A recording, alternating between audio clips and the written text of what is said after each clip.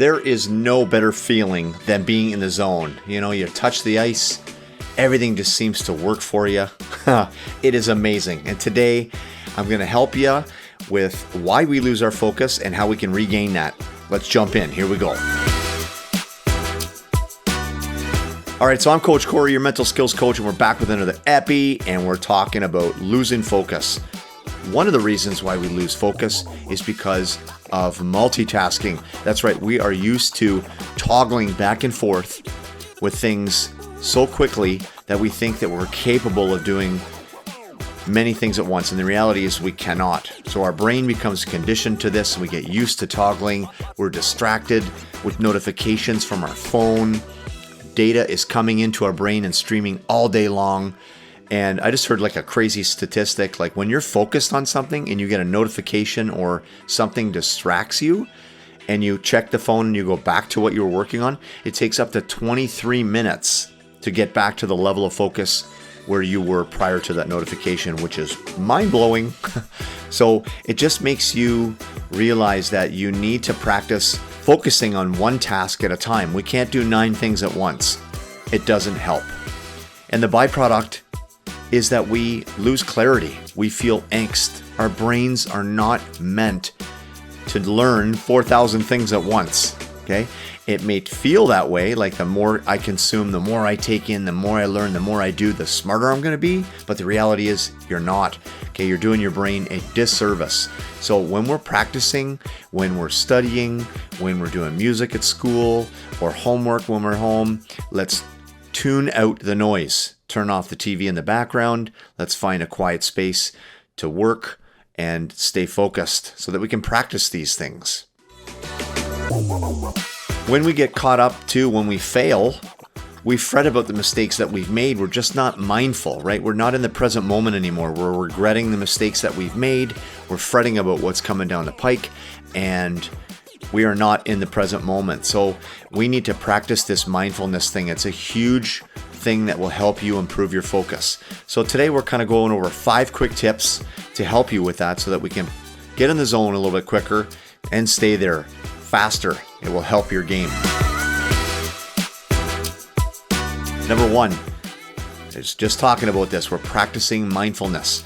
Now, mindfulness is all about being in the present moment without judgment.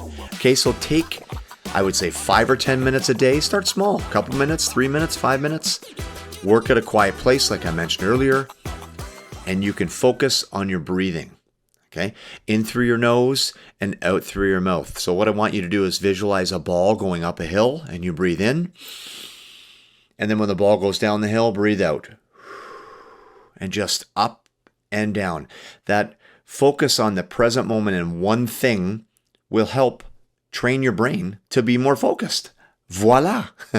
Pretty simple. Do it every day. It'll really, really help you out. Number 2, I want you to monitor your screen time. This one's a huge tip for you kids out there. I see it at school. I'm a school teacher. I've been doing that for close to 20 years now. And our kids are addicted. They get caught in this dopamine loop. That's a chemical that's released in your brain. Anytime you anticipate the next like or the next reel, or when you reload the reels on your Instagram and it's buffering and it's spooling and you're waiting for the next video to pop up, more dopamine is being released and you get caught in this loop of being on a high and anticipating that feeling all day long. It's not good for your brain. So please, all you kids out there, monitor the screen time. Take a break from technology, okay? Give your brain some downtime. Number 3, find your why. All right, we tend to get lost and lose focus when we focus on the noise and the external distractions. What I want you to do is focus on what you're trying to achieve and why you're doing it. We all love the game of hockey. We're all progressing. We're all into our development. We like working on edges. We like shooting the biscuit. We like scoring goals. We like stopping them. Whatever it is, refocus on your why, focus on gratitude, and you'll be better off in terms of your level of honing in. Number 4, control what you can control, or control the controllables. Focus on what you bring to the table and let the rest go. You can't control the ref, who's in the stands, the scouts, what your ranking is online, whether you're going to get drafted. You can't control those things. What you can control is your effort and your performance. What do you do well? Focus on those little things. Practice them over and over again. And when you attain them, celebrate them. Be in the moment with the good, right? Hardwire that happiness. And number 5 is take 5. That's right. Spend 5 minutes planning what you're going to work on before you hit the ice. Okay, you go out there during the practice or a game. Today I'm going to work on my quick feet, coming out of my turns fast with a few crossovers, or I'm going to get my head up when I pivot, or I'm going to make, good outlet passes or no rebounds or whatever it is, that skill that you're working on as a player, a D or a goalie. Take 5 minutes and plan. Once you do that, you'll be more likely to be successful on the ice because you're super focused. You're attentive to what it is that you're trying to accomplish that day. All right, well, that does it for this episode. Talking about mindfulness, staying in the moment without judgment, no like, dislike, want, don't need, all that other junk. Let it go. Practice my tips. It'll help you out. Again, I'm the mental skills coach here for you. If you need me, reach out. That's what I do it for. Thanks for stopping in. Come in tomorrow. Email me. Reach out on social. You got me in your corner. We'll talk to you soon.